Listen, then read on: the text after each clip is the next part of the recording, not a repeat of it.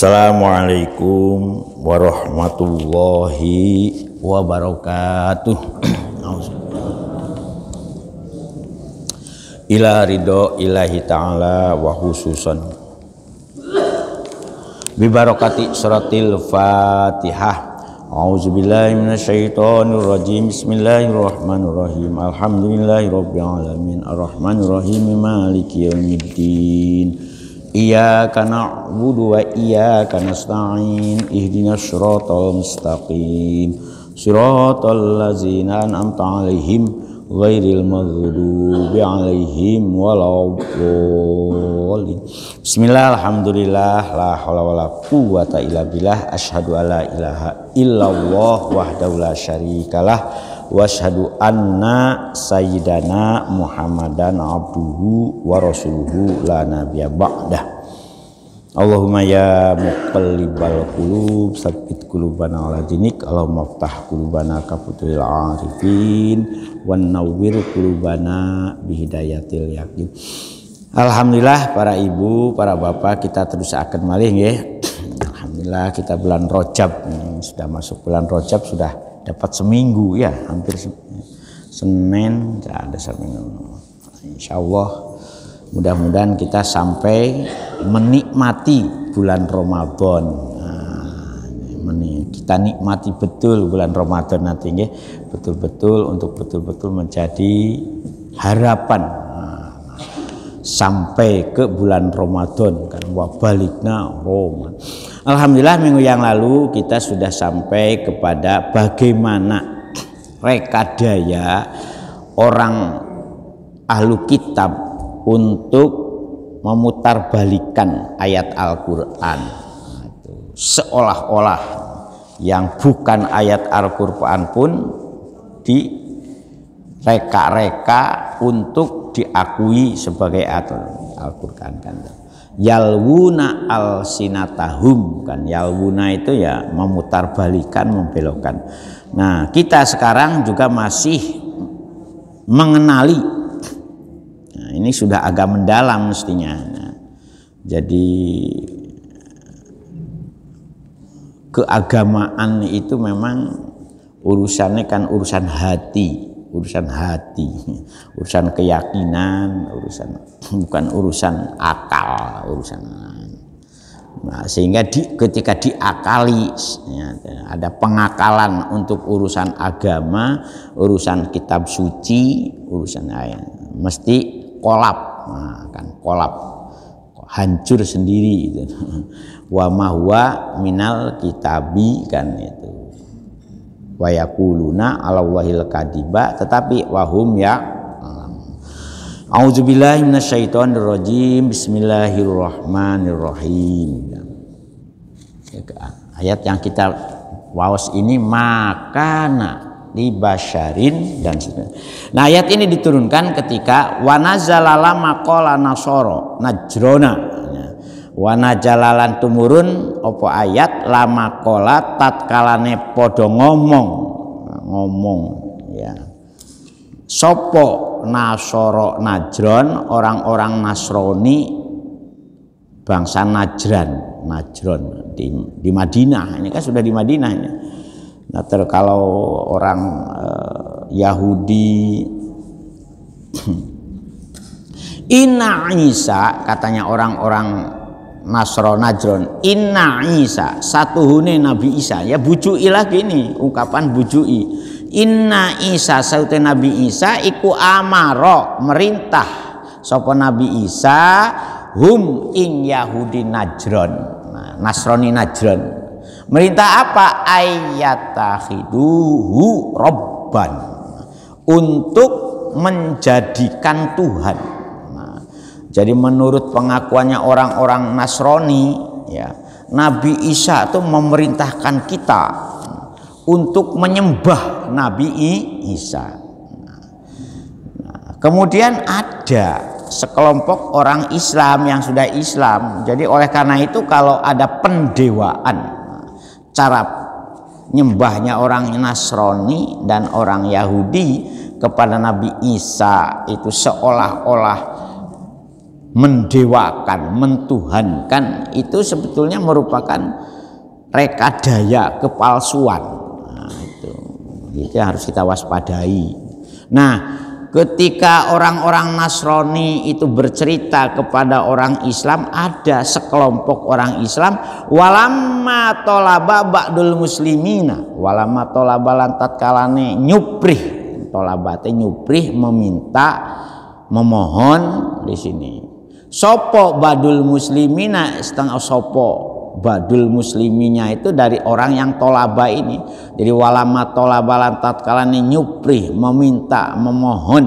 Sopo badul musliminya, sebagian dari orang-orang muslim minta apa? As-sujuda lahu sallallahu alaihi wasallamnya, untuk bersujud, nah, kepada Kangjeng Nabi Muhammad sallallahu alaihi wasallam. Kemudian turun ayat ini, maka nalibasyarin, maka ora patut, ora pantes, ora seyogjanya. Kak di sini makana ema yang bagi, tidak sempantasnya, tidak sepatutnya libasyarin untuk seseorang, kanggo seseorang, kanggo menuso di sini, menuso yang bagaimana ayu tiyahullahul kitaba wal hukma, orang yang pernah belajar, dididik, yang meyakini, diparingi yaitu oleh Gusti Allah ing kitab suci wal hukma lan hikmah, ai al fahmas syariati, kepahaman di bidang syariat. Alkitaba wal hukma wan nubuwata, dan diparingi gelar, tugas. Ya, di sini bukan gelar, itu tugas. Nah, kadang-kadang di kita ini dengan apa, untuk menambah gengsi, tugas itu dianggap gelar. Mun sewu nggih. Kaya profesor itu mun sewu.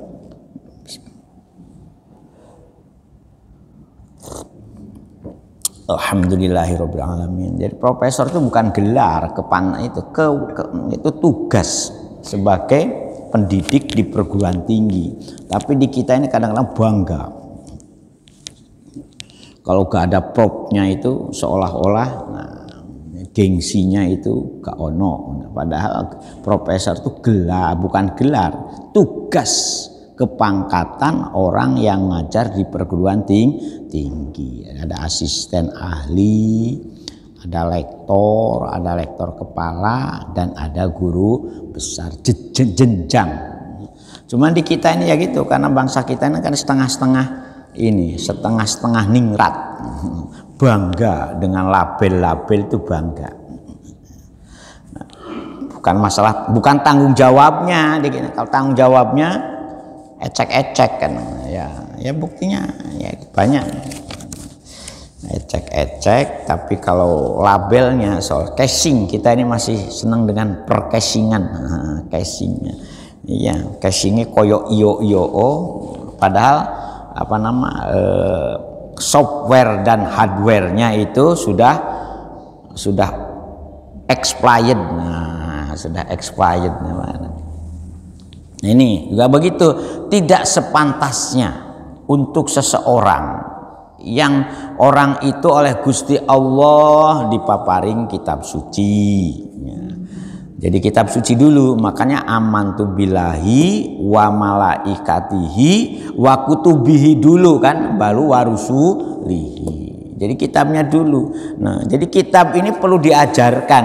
Nah, baru setelah Gusti Allah, karena pengajarnya yang diturunkan, ditugasi. Nah, itu juga. Wan nubuwata, lan dipaparing tugas kenabian, tugas kerasulan. Kemudian orang itu summa yaqula linnasi kunu ibadan li, summa yaqulu nuli, cuma ngendiko. Nah, ini rodo pantas ngendiko, karena ini gambaran untuk seorang nabi. Kalau di atas tadi, maka ini yang kemarin yang itu polanya. Jadi sedikit dah saya belajar ini, belajar anggah indih ungguh. Kalau untuk nabi dan rasul bahasanya sing sae. Kalau untuk kafir ya ngomong, ya ini orang kafir. Summa yaqulan nuli ngendika sapa si Bashar. Nah, maksudnya Bashar ini seorang nabi. Makanya kan ada ini, ada nadom. Muhammadun basyarun la kal basyari bal huwa kal yakut fi bainil jari. Manusia itu anak mislukum, anak basyarun mislukum kan dalam Al-Qur'annya. Aku yang manusia padha karo awakmu. Yuha, hanya aku memang diberi tugas, diberi wahyu untuk mengajarkan. Muhammadun basyarun lakal basyari. Muhammad dia manusia ya, seperti kita semua. Tetapi perumpamaannya itu kal yakut fi bainal hajari. Perutamanya itu kalau Pak Rasul itu yakut itu permata di antara batu yang lain. Permata itu kecil saja. Ya, itu sudah ada yang puluhan miliar ya. Sementara watu segede gunung pun itu ya, gak rega, tapi ada regane sekarang watu nih Bu. Diolah, ada yang dibikin koral, ya, ada yang dibikin potongan-potongan untuk dinding. Sekarang sudah lumayan. Wanubuwata summa yaqulan nuli ngundika sapa si Bashar ngendika kepada siapa? Linnasi tumeka maring padha manusa. Beliau mengatakan kepada manusia, kunu ono sira kabeh nas ibadan li nyembah ingsun gak mungkin. Jadi, tidak sepatutnya, tidak selayaknya para nabi itu mengatakan kepada pengikutnya untuk disembah min dunillahi salianipun Gusti Allah. Yang bukan, jadi nabi itu, rasul itu tidak untuk disembah, tidak untuk didewakan, nah itu, tidak untuk dikultuskan, itu, tetapi untuk apa? Walakin kunu rabbaniyina, walakin balik yen to ono ya sapa si para nabi itu yaitu ya kunu ono sira kabeh nas rabbaniyin, ono menjadi sinten rabbaniyin, menjadi hamba-hamba yang taat. Nah itu menjadi pengikut-pengikut yang setia, menjadi manusia-manusia yang terdidik secara ilahiyah. Ulama amilina, tegese kamu jadiyo wong-wong alim, wong jadi ulama, tapi ulama yang amilin sing gelem nglakoni tuntunan agamane secara bener. Nah itu Rabbaniyan itu pengikut nabi yang menjalankan tuntunan agamanya secara benar. Jadi nabi tidak untuk disembah, tapi untuk diikuti, untuk dituruti. Ya mudah-mudahan kita termasuk kelompok yang in kuntum tuhibbunallaha fattabi'uni, manut. Dan manut itu enak. Nah, manut itu enak. Makanya di dalam ayat Al-Quran nanti ada perintah dengan nabi dan rasul itu kamu jangan terlalu banyak bertanya sing aneh-aneh. Nah, kalau gak paham baru kamu tanyakan, tapi jangan tanya ngetes. Kan ada juga kepada nabi banyak itu pertanyaan-pertanyaan orang Yahudi dan orang Nasrani atau orang-orang kafir Mekah yang di samping melecehkan ya, yang ngetes kanjeng Nabi, bener nggak kamu itu utusan Allah? Nah itu ya, bener nggak kamu ini ya, makanya kalau panjenengan pernah nonton film Kera Sakti, nah, pernah nonton nggak? Sinetron Kera Sakti misalnya. Sundokong ya disuruh mengikuti ya siapa ya tokoh agama yang itunya itu yang suruh mencari kitab suci ke barat. Itu bagus itu sinetronnya itu untuk mengukur seberapa besar ketaatan dan kecintaan kepada Sundokong. Itu ternyata berat, patke ya. Itu bagus ini sinetron itu untuk mengukur ternyata berat.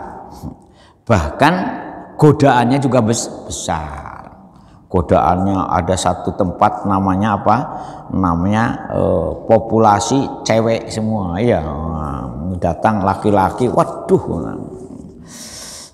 Nah ternyata satu kan yang paling istimewa dari cerita itu apa? Ternyata bau seseorang itu tidak bisa dibohongi ketika terjadi adanya kepalsuan.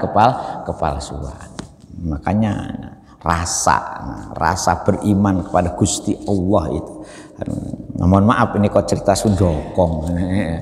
Tapi memang itu menggambarkan bagaimana ketaatan menjadi pengikut seorang tokoh agama. Jadi bukan menyembah, bukan mendewakan, tetapi mengikuti titah-titahnya, mengikuti contohnya, mengikuti ajarannya itu. Tapi ya oleh karena itu kita berupaya ya ngikuti mempraktekkan ajaran Islam yang benar ya. Jangan ajaran Islam yang sudah direka-reka. Hampir semua agama, yaitu saya sampaikan, hampir semua agama itu terjerumus kepada perekaan.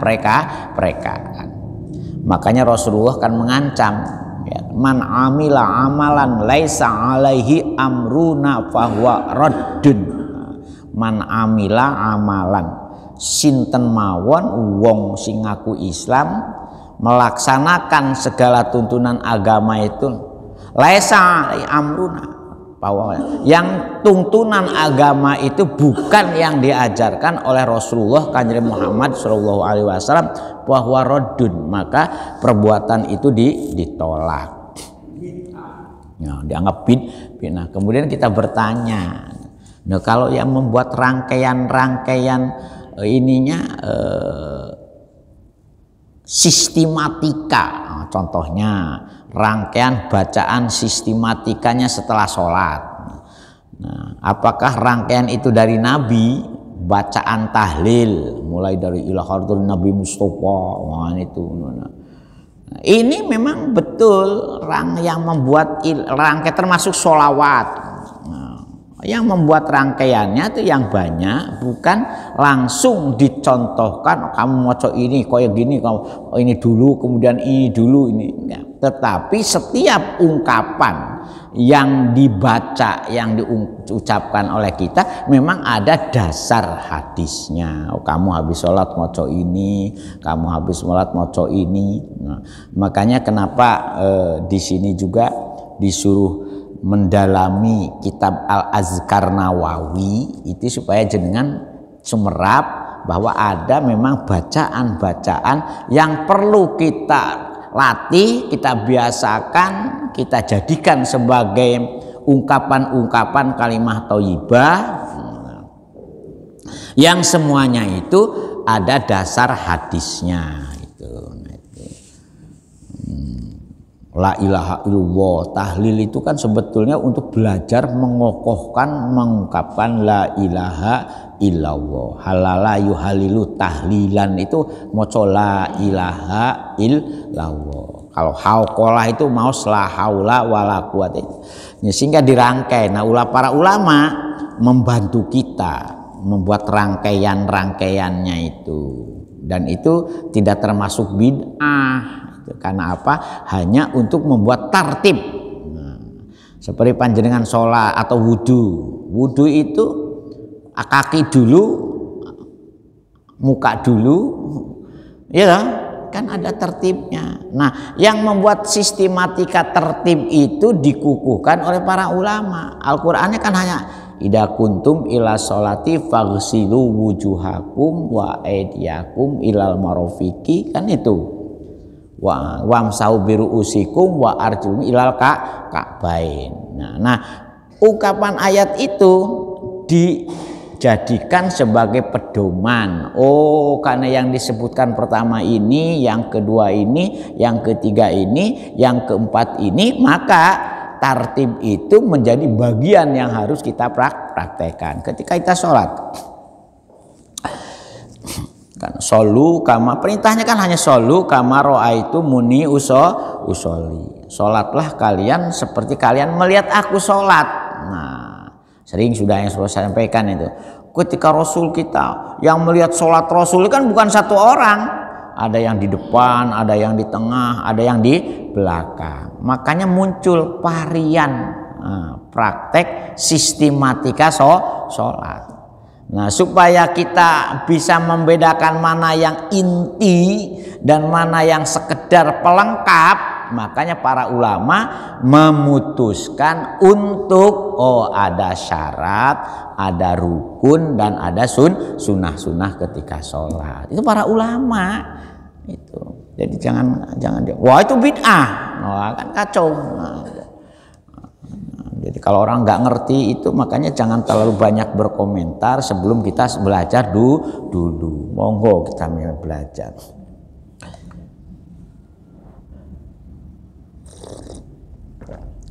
Alhamdulillah. Seperti Allahu Akbar kan hanya satu kali, yang wajib itu hanya ketika takbiratul ihram. Takbir-takbir yang lainnya kategori namanya sunnah hayat. Nah, ini kan fikih sholatnya sudah sampai kepada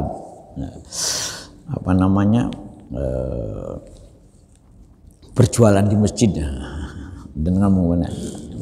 Jadi itu bapak-bapak dan ibu-ibu. Nah, kita juga begitu. Yang penting kita rabbaniyin, menjadi pengikut setia taat kepada Kanjeng Nabi, mengamalkan apa yang diperintahkannya secara benar. Jadi rangkai apa yang kita praktekkan ini sudah mengalami modifikasi atau penyempurnaan oleh para ulama. Apa ibu-ibu yakin kalau Sayyidina Khadijah, Sayyidina Aisyah itu pakaian sholatnya seperti yang panjenengan praktekkan sekarang? Boten kan? Nah, karena yang rukun pada panjenengan semua ini, apa betul sholatnya Kanjeng Nabi pakai baju koko, pakai sarung, pakai kopea? Ya, iya tak? Apa sudah ada waktu itu awing? Ya itu. Serbannya juga. Nah, orang Arab itu kebiasaan pakai serban. Orang coba pakai gamis itu. Abu Jahal pun pakai gamis. Karena memang sudah tradisi pakaiannya seperti itu. Nah, Kanjeng Nabi juga pakai gamis. Nah, gitu. Jadi makanya kalau orang ke Mekah kan biasanya pulang dari Mekah mesti ada pakaian gamis. Saya juga punya, Bu. Tak coba sekali-kali saya pakai lah. Jadi harus waspada kita ini. Jadi jangan sampai Rabbani ini. Nah, makanya perlu kita belajar. Makanya saya minta hadis, ya paling tidak ya Bulughul Maram. Nah, suatu ketika kita bacakan Bukhari dan supaya betul-betul ngerti. Nah, hadis juga begitu. Hadis ini sudah mengalami seleksi. Ya. Dari sekian rang ungkapan Rasul itu, karena pada zaman Nabi belum ada pencatatan resmi secara tertib tentang apa saja yang disampaikan oleh Kanjeng Nabi. Baru secara lisan, diingat, didengar, dihafalkan. Nah, itu ditulisnya baru 150 tahun setelah ditinggal wafat oleh Rasul, baru ada upaya penulisan kitab hadis. Karena ya sebelumnya hafalan. Oh, aku pernah mendengar Rasulullah SAW tuh menyampaikan begini. Nah, oleh para sahabat itu. Para sahabat ngajarkan kepada muridnya tabiin, para tabiin, aku diajari oleh Rasul salat itu solu kamara itu muni usoli salat kamu. Makanya kamu dengan puasa juga begitu. Nah, baru abad kedua Hijriah mulai, kalau begitu butuh. Karena apa? Karena pengawuran di dalam mempraktekkan ajaran agama semenjak ditinggal Rasul ini sudah mulai aneh. Terutama pengawuran maos Al-Quran. Nah itu. Bahkan ada yang ingin memalsukan Al-Quran. Maka muncullah tertib. Ditulis, kalau begitu Al-Quran wajib ditulis secara sistematik dari mulai surat pertama yang diajarkan oleh Nabi sampai surat terakhir. Maka ditulislah secara lengkap pada zaman Abu Bakar. Pada zaman Nabi lengkap, sudah selesai ditulis, tetapi tidak disusun secara sistematis. Oleh zaman Abu Bakar ditulis secara sistematis, secara lengkap atas usul Umar bin Khattab. Kan ngoten selesai. Nah, hasil tulisannya hanya satu. Tidak ada duplikatnya. Karena tujuannya untuk menjadi patokan agar betul-betul Al-Quran ini terselamatkan dari meninggalnya para hafal Al-Quran. Baru pada zaman Utsman mulai, sekarang bukan hanya dijadikan dokumen, dijadikan patokan, tetapi wajib juga dijadikan panduan yang sama. Nah, pada zaman Utsman bin Affan, Bu. Jadi jangan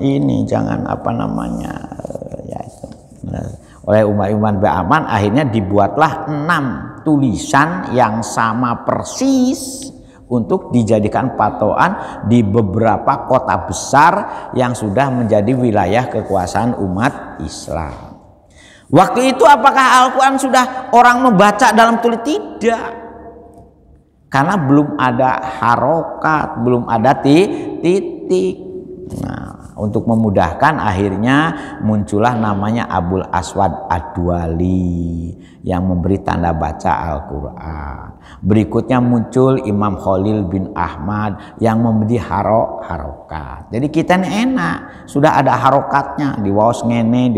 Berikutnya untuk mentartirkan cara membacanya, maka disusunlah namanya ilmu tajwid. Bagaimana sifatul huruf, bagaimana dan segalanya. Namanya mad.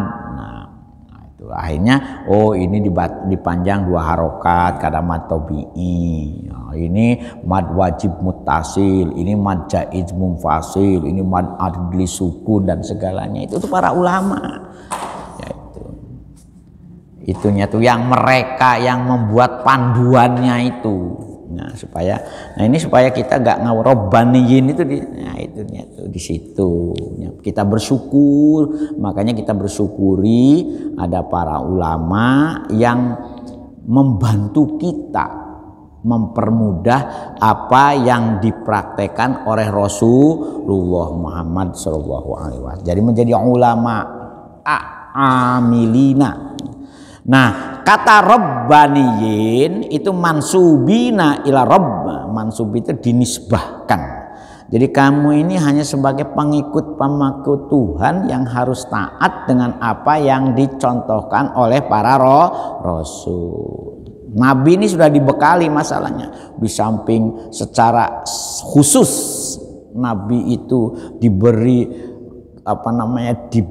kewenangan koneksitas dengan Gusti Allah langsung. Nah, jadi yang persis, jadi para nabi dan rasul itu sumerap alias tahu pirso sinten Gusti Allah dan bagaimana beliau-beliau itu berkomunikasi langsung dengan Gusti Allah. Nah, seperti kita nerima sholat. Nerima sholat ini salah satu oleh-oleh Kangjeng Nabi Muhammad Shallallahu Alaihi Wasallam ketika beliau menghadap sowan dumateng Gusti Allah. kan itu subhanalladzi asra bi 'abdihi lailam minal masjidil haram ila masjidil aqsal ladzi barokna haulahu linuriyahu min ayatina. Jadi pentingnya Rasulullah oleh Gusti Allah diasrokan, yang mengasrokannya Gusti Allah dalam rangka satu, tanda-tanda kebesaran, ilustrasi kehidupan, ya. Kemudian bagaimana perjalanan skenario kehidupan dari setiap orang itu di ini semua diperlihatkan linuriyahu min ayatina. Ono nenek-nenek, ada orang yang lidahnya panjang menjulur potong lagi kan itu semuanya kan. Nah kemudian oleh para ulama cerita-cerita yang rangkaian cerita itu ditulis ya biasanya banyak kan itu. Jadi kita bersyukurlah dengan para ulama itu. Tetapi para ulama di sini bukan sebagai dewa. Rasul tidak sebagai dewa untuk disembah, tapi untuk diikuti, dipraktekkan. Ngoten teresnya bima kuntum tu'allimuna. Jadi tidak dibenarkan kita ini mendewa, menyembah, mentuhankan para nabinya. Ya, nabi itu untuk diikuti, ditaati, perintahnya diamalkan. Bima kuntum tu'allimuna. Bima ing nopo mawon. Nah, mak itu ing nopo. Saya nggih bismillahirrahmanirrahim. Ini roda serak-serak.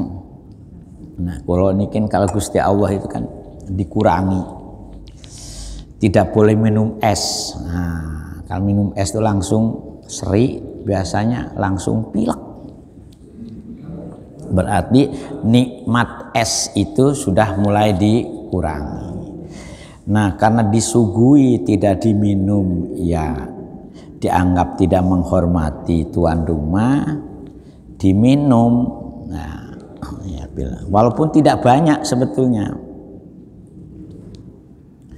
Ya, tapi ya akhirnya ya kraos. Tapi alhamdulillah. Ya jenenge pelengkap mahidangan manten itu kan mesti ono es buah, ono es degane. Nah itu es degane nggak ono kopior.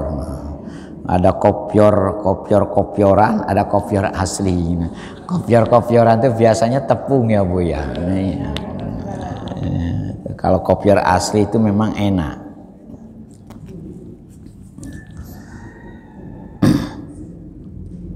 Betul nggih? Jadi monggo kita beragama itu bukan mendewakan nabinya, bukan menyembah nabinya, tapi bagaimana kita itu menjadi robbaniyin bima kuntum tu'allimuna alkitabah wa bima kuntum tadrusun. Bima ing maksudnya di sini kitab Pak ya. Bima kang on kuntum kang ono sapa sira kabeh iku tu'allimuna bitakhfif dengan ringan tu'al tanpa tasdid tu'al allama yu'alimu takliman. Nah makanya kita ini taklim, kita ini bukan dakwah lagi. Kita ini kalau dakwah itu ngajak kepada orang yang belum Islam. Kalau sudah Islam bukan dakwah, proses namanya taklim. Mana kita ini dalam proses taklim dan tarbiyah istilahnya itu. Kalau taklim itu hanya menyampaikan, babah kamu ngerti, babah kamu gak ngerti, karep-karepmu. Tapi sudah robbaniin itu harus ada proses tarbiyahnya. Ada bukan hanya dalam bahasa orang modern sekarang itu mengajar itu bukan transfer pengetahuan, bukan transfer knowledge katanya pengetahuan, tetapi transfer value. Bagaimana kita menanamkan nilai-nilai. Makanya butuhnya sekolah ada guru dan ada murid depan. Nah, Nah, ini kan kita sekarang panen lockdown di mana belajar itu hanya daring. Daring. Rusak-rusakan Bu anak. Sing jenenge nah ya saya kata memang jadi produk daring itu kan 2 tahun. 2 tahun kan 4 semester. Wong anak sekarang itu nulis di kata depan dan di kata imbuhan itu gak ngerti ya. Di itu tuliskan dirangkai atau dipisah. Waduh. Itu makanya jadi pendidik di era medsos dan era daring ini ya akhlak. Nah, coba jenengan titeni itu akhlak. Anak-anak sekarang, makanya kenapa kita ini mengembalikan kalau bisa itu ibu-ibu di rumah itu mengembalikan lagi idealitas dan idealisme untuk menjadikan robbaniyin kepada anak-anak kita. Bagaimana mereka itu menjadi robbaniyin, beragama yang ngerti. Ya mudah. Jadi ada proses taklim kita ini. Tu'allimuna, proses taklim. Tu'allimuna alkitabah. Nah, yang mengajarkan tentang kitab suci. Nah, ya mudah-mudahan dengan kita sedikit demi sedikit mau tafsir sarang-sarang niki ya dalam rangka ini sebetulnya supaya kita bisa memposisikan diri sebagai robbaniyin itu robbaniyin temen-temenan. Wabima kuntum tadrusun darrosa juga deres itu yang belajar juga. Cuman kalau dars itu biasanya itunya itu lebih mendalam apa namanya prosesnya itu tadris itu makanya ada dalam istilah kosakata. Dalam proses pendidikan itu ada taklim, ada tadris, ada tarbiyah, dan ada takdib. 4 ini. Jadi pertama taklim. Bagaimana kita saling menyampaikan pengetahuan. Makanya kun aliman, au muta'aliman, au sami'an, au muhibban, walatakun khomisan patahlik. Kun aliman. Kalau bisa kamu jadi mu'alim. Jadi seorang yang penyampai ya keilmuan. Nah, al-muta'aliman, kalau kamu gak iso jadi guru ya jadi murid. Nah, kalau tidak bisa jadi guru tidak murid. Kenapa dibedakan kun aliman au kalau muta'alim itu ada prosedur, ada registrasi, ada proses interaksi, ada ikatan-ikatan. Nah, dalam Al-Quran itu kan bahasa ikatan itu kan ada 3. Nah, ini ya. 1 istilahnya bai'ah. Innalladzina yubayyi'unaka inama yubayyunallah. Bai'at itu sebagai wujud peikatan dengan mengucapkan syahadat. Di atas bai'ah itu ada urwatul wuthqa, ikatan yang kokoh. Nah, setelah kamu bersyahadat dengan baik, kemudian kamu ngerti bagaimana mempraktekkan Islam, urwatul wuthqa, ikatlah keyakinanmu itu dengan tali yang kokoh. Nah, di atas urwatul wuthqa ada mitsaqan ghalidho. Jadi ada. Nah, ini juga menggambarkan ikatan-ikatan kekokohan kita untuk menjadi orang robbaniyin. Jadi setelah taklim naik jadi tadris. Belajar itu harus membekas, harus sungguh-sungguh. Ilmu yang kita pelajari itu harus betul-betul ingat, kemudian paham, dihayati, kemudian diamalkan. Karena fa'alimun bi'ilmihi lam ya'malan mu'azabun min qabli ubadil wasan. Orang ngerti tidak bisa mengamalkan ilmunya, mu'azabun min qabli ubadil wasan. Ada kemungkinan akan disiksa sebelum disiksanya orang-orang yang nyembah berhala. Serius. Terus yang ketiga tarbiyah. Nah, setelah tarbiyah ini ada contoh dari gurunya, pitutur, makanya guru itu digugu dan ditiru. Yang paling tinggi itu takdib. Bagaimana menjadikan orang itu berakhlak, berbudaya, berkepribadian dan segalanya. Ngoten Bu nggih. Nah, sementara itu dulu ada yang mau komentar Isa. Ini satu ayat juga lumayan lah. Nah, ini ayat 79. Insya Allah nanti besok ayat 80. Monggo ada yang perlu? Nggih. Nggih, Ibu dulu monggo Bu.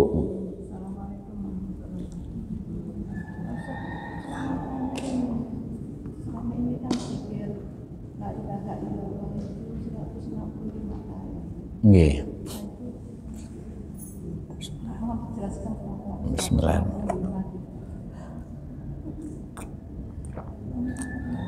Alhamdulillah. Kalau yang pakai, ya sebetulnya begini Bu.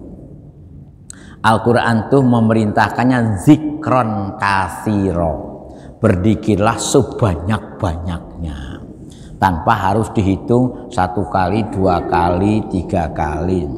Cuman biasanya kalau sudah ada hitungan-hitungan itu oleh para ulama dicoba. Nah, orang itu kalau diajak dikir semalam suntuk itu kan gak mungkin.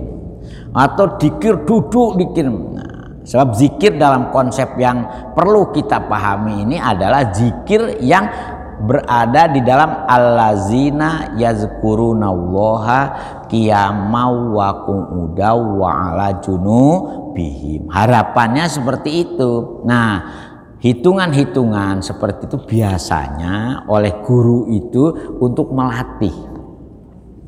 Kira-kira awamu samene kuat apa ora?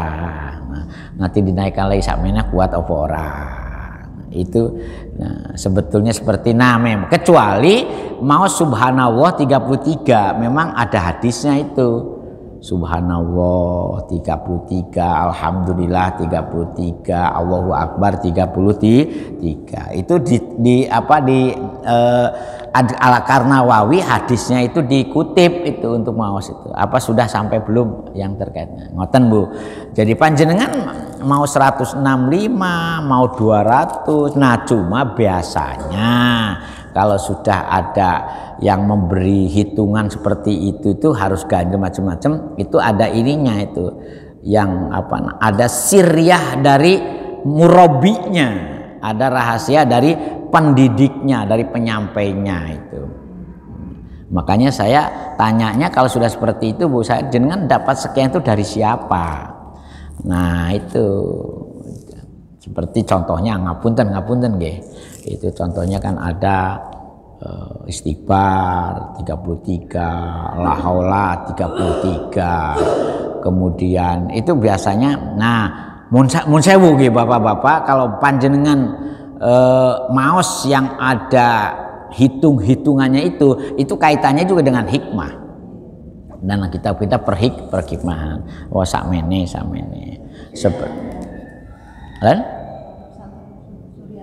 Nah, itu Suralaya itu Abah Anom ini ya dulu itu sebagai mursyidnya tarekat Naksabandiyah Qadiriyah. Nah, ini sekarang Abah Anom meninggal, itunya muridnya di Surabaya ada, di Perak sana itu. Nah, oleh karena itu di situ ada ininya, ada pencetus mursyid. Cuman jadi saya ini sedikit cerita. Nah, Abah Anom ini pas pesantrennya sampai sekarang masih ada di Suralaya. Bahkan dia punya pondok Inabah, pondok yang mendidik orang-orang kecanduan narkoba. Saya kenal baik dengan keluarganya dulu, makanya Tasik Malih. Nah, talqin itu yaitu di talqin itu dikenalkan dengan hakikat kita membaca la ilaha illallah.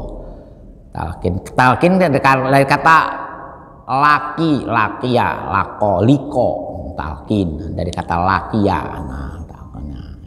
Nah, makanya ketika sudah ada hitungan-hitungan itu biasanya ada murabbinya, ada mursyidnya.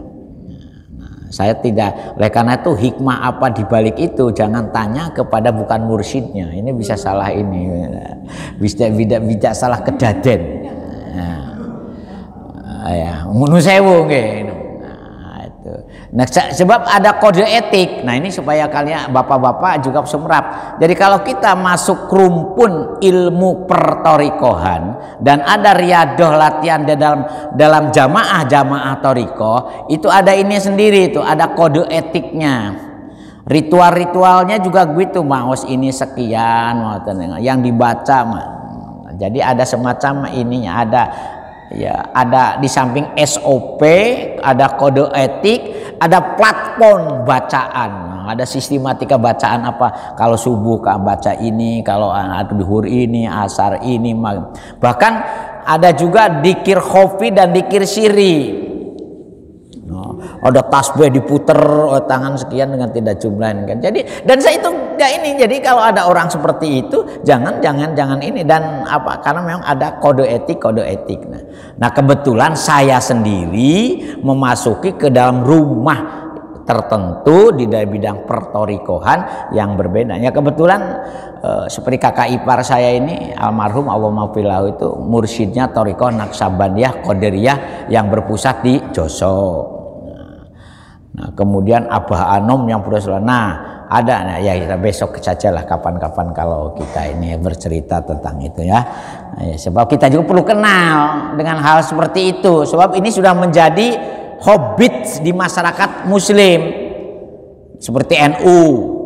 NU itu punya namanya Jam'iyah Thoriqah Al-Mutabaroh Anah-Dia. Ada 219 thoriqah yang direkomendasikan oleh NU diangkat mutabaroh.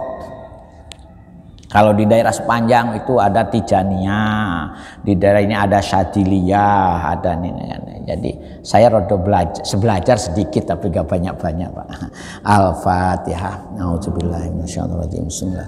Iyyaka na'budu wa iyyaka nasta'in. A'udzubillahi hamdan na'imin hamdan syakirin hamdan yu'afi ni'amah wa yukafi masida ya rabbana lakal hamd kama yanbaghi li jalali wajhika wa adim Muhammad sholatan tunjina biyam jamil ahwali wal afat wa taqdilana bi jamil hajat wa tudrusal jamil khairat.